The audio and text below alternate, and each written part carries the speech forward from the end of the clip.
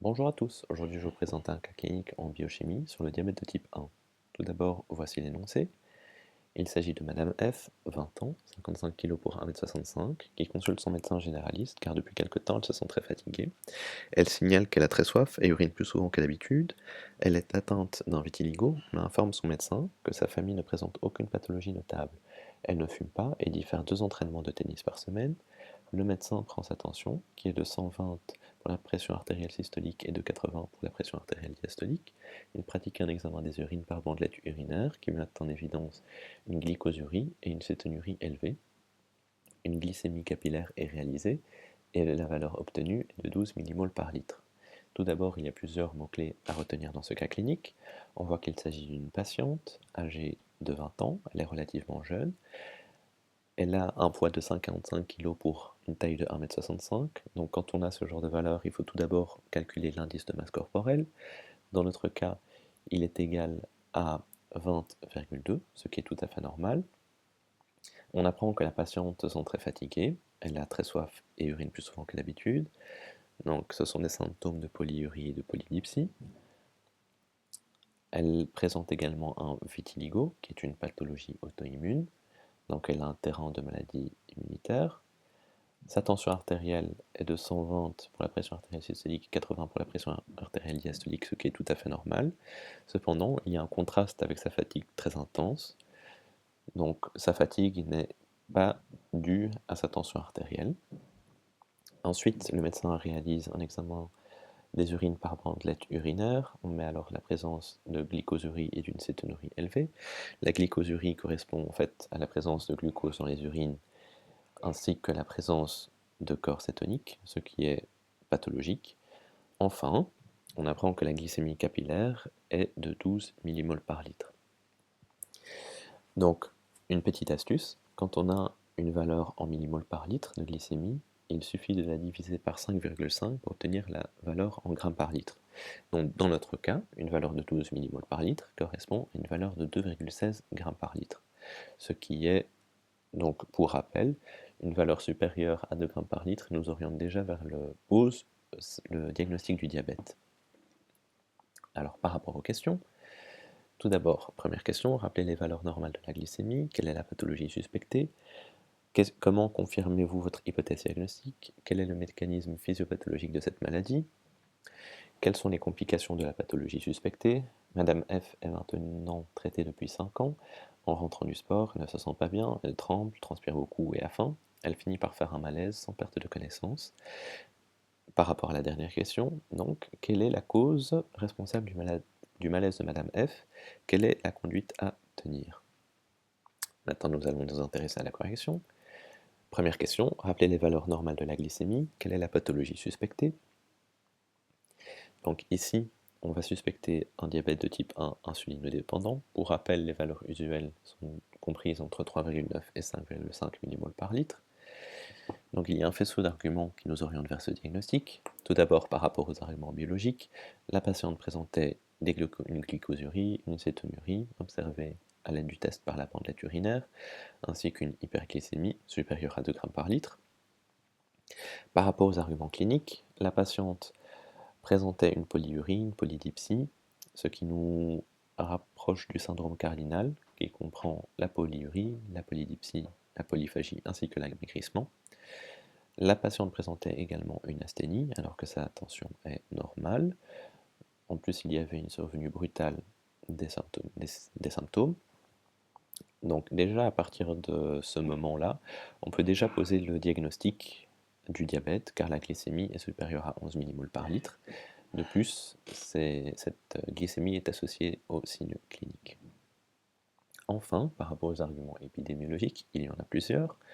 Concernant l'âge de la patiente, le diabète touche principalement les adultes, les patients jeunes ainsi que les jeunes adultes.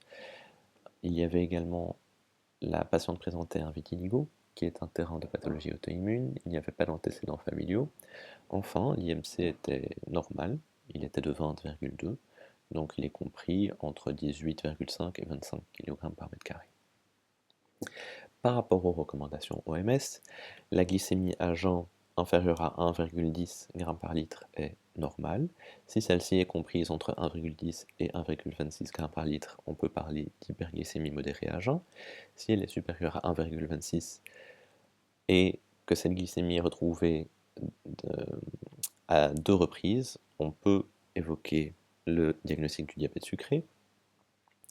Si jamais une glycémie réalisée de manière fortuite est supérieure à 2 g par litre, associée au signe clinique, on peut également parler du diabète sucré. Concernant l'hémoglobine glyquée, celle-ci doit être inférieure à 6,5%. Donc, si elle est supérieure à 6,5%, on peut parler du diagnostic du diabète, selon les recommandations de l'OMS basées en 2011. Cependant, ces recommandations ne sont pas validées en France. Par rapport à la deuxième question, comment confirmez-vous votre hypothèse diagnostique?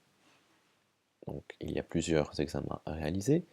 Pour confirmer le diagnostic du diabète de type 1, tout d'abord, pour rappel, il n'est pas nécessaire de réaliser une deuxième glycémie pour confirmer le diagnostic du diabète sucré, car, encore une fois, la glycémie était supérieure à 11 mmol par litre. Le premier examen à réaliser, c'est la sérologie. Le but est de faire un diagnostic étiologique du diabète auto-immun. La méthode d'analyse sera l'immunofluorescence indirecte ou par méthode ELISA, dans laquelle on va rechercher la présence d'anticorps anti-ILO, anti-GAD, anti-IA2 ou anti-insuline. Le deuxième test, c'est le typage HLA, dans laquelle on va rechercher la présence d'HLA-DR3 ou d'HLA-DR4, retrouvés dans plus de 90% des cas de diabète de type 1. On peut également réaliser la recherche des facteurs déclenchants. La plupart des facteurs déclenchants sont les infections, les maladies sous-jacentes ou les médicaments hyperglycémiants. Il existe également des facteurs environnementaux qui pourraient être impliqués dans la mise en route du processus auto-immun. De nombreux facteurs sont évoqués, mais aucun n'est absolument prouvé, tels que les infections virales, comme l'infection au virus de la rubéole, au cytomégalovirus. Il existe également des facteurs diététiques, comme par exemple l'utilisation précoce de lait de vache dans l'alimentation du nouveau-né, ou les facteurs toxiques. Enfin, on pourrait également faire la recherche de pathologies auto-immunes associées, telles que les thyroïdopathies, dans laquelle on a par exemple les auto-anticorps dirigés contre la glande thyroïde. On a également par exemple la maladie d'Addison, dans laquelle on a les auto-anticorps dirigés contre la glande surrénale, les maladies de Wehrmer, dans laquelle on a les auto-anticorps dirigés contre le facteur intrinsèque, ainsi que la maladie cœliaque. Donc une remarque importante à faire, c'est que le dosage du peptide C basal, qui permet d'évaluer la sécrétion endogène résiduelle d'insuline, ici n'est pas nécessaire. Il est surtout indiqué dans les cas d'hyperinsulinisme. La troisième question, quel est le mécanisme physiopathologique de cette maladie? Ici, on a le pancréas humain, composé des îlots de Langerhans, eux-mêmes qui sont composés des cellules alpha et des cellules bêta, ces cellules bêta qui vont permettre la sécrétion d'insuline au niveau des vaisseaux sanguins. Cette insuline va permettre la captation du glucose au niveau des fibres musculaires. Ici, en cas de diabète de type 1, il est causé par la destruction des cellules bêta des îlots de Langerhans du pancréas, qui sont responsables de la synthèse de l'insuline. Il s'agit d'un mécanisme auto-immun. Alors, suite à ça, il y aura une carence totale et progressive en insuline, également appelée insulinopénie. En conséquence directe, on aura une hyperglycémie. Ici, on va rappeler les fonctions de l'insuline. Donc, il s'agit d'une hormone peptidique hypoglycémiante qui favorise l'anabolisme. Son objectif est le maintien du taux de glucose dans l'organisme. Il y a des actions au niveau des glucides, des lipides et des protéines. Tout d'abord, au niveau des glucides, il y aura une augmentation de la captation du glucose dans les différentes cellules du foie, du muscle et du tissu adipeux. Il y aura une diminution de la glycogénolyse et de l'anéoglucogénèse hépatique. C'est évident car l'insuline permet de diminuer le taux de glucose dans le sang. C'est pour ça qu'il va engager tous les mécanismes pour permettre cette diminution. Il y aura également une augmentation de la glycolyse qui va permettre la dégradation du glucose. Ensuite, par rapport aux lipides, il y aura une augmentation de la synthèse des triglycérides à partir du glucose, ainsi qu'une diminution de la cétogénèse et une diminution de la lipolyse au niveau musculaire. Enfin, par rapport aux protéines, il y a une augmentation de la synthèse des protéines et une diminution de la protéolyse. Par rapport à la physiologie, à la physiopathologie, ici, en cas de carence en insuline, au niveau du muscle, on aura déjà un défaut de captation et une non-utilisation du glucose. Au niveau du foie, on aura une moindre freination de la production endogène de glucose. Au niveau du tissu adipeux, on aura alors une diminution de la captation du glucose. Alors, en compensation, le tissu adipeux va utiliser les acides gras comme substrat énergétique. Il y aura alors un amaigrissement et une augmentation de la lipolyse et de la production d'acétylcoenzyme A.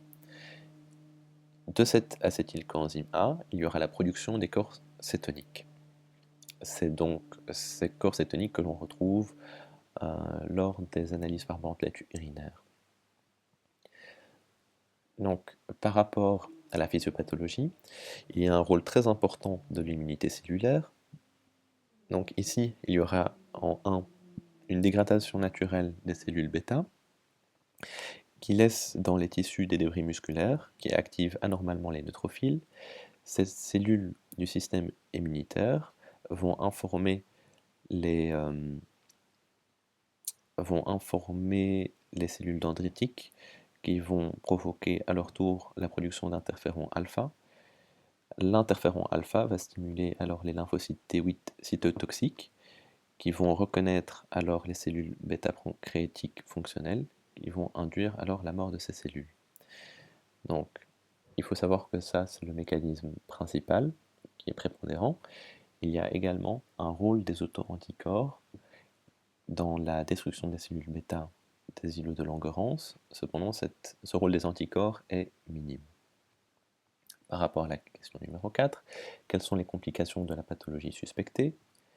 Alors, il y a plusieurs complications. Tout d'abord, il y a les macroangiopathies, dans laquelle nous aurons des athéromes des gros vaisseaux, associés à de l'athérosclérose, des artériopathies oblitérantes des membres inférieurs, des cardiopathies, telles que le syndrome coronarien aigu, ainsi que les accidents vasculaires cérébraux.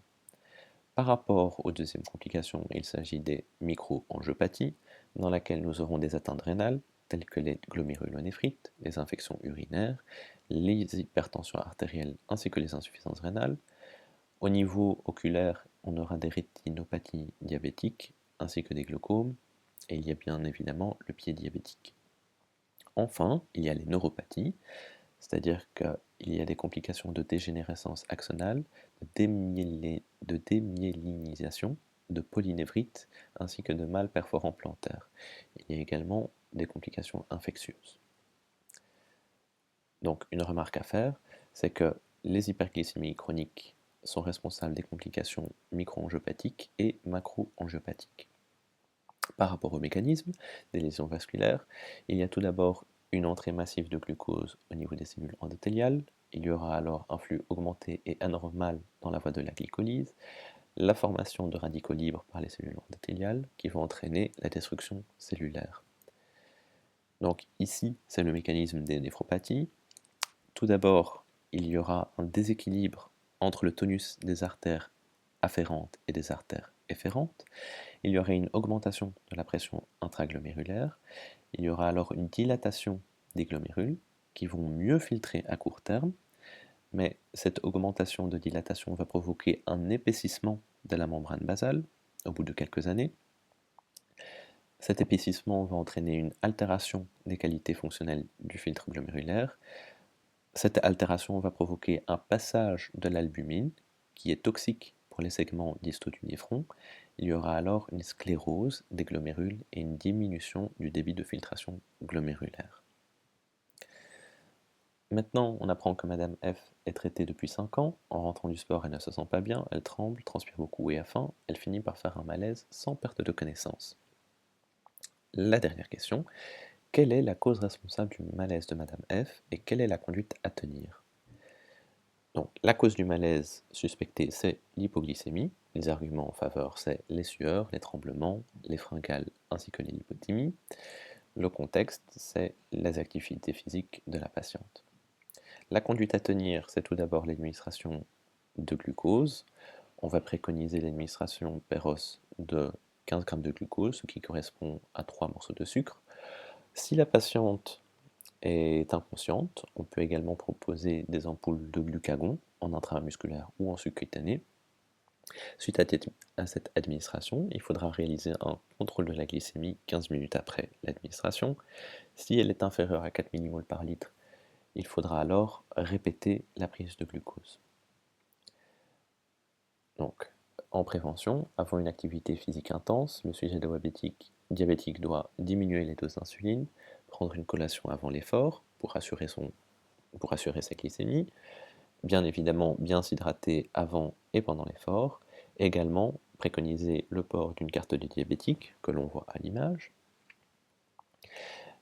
Cependant, il faut savoir que l'exercice physique, même s'il est un peu difficile, il est très recommandé chez les patients diabétiques, car, encore une fois, car les tissus musculaires favorisent la captation du glucose, donc des fibres musculaires de type 2, celles qui sont développées lors des exercices physiques, vont permettre une meilleure captation du glucose et ainsi, à terme, le patient pourra diminuer ses doses d'insuline.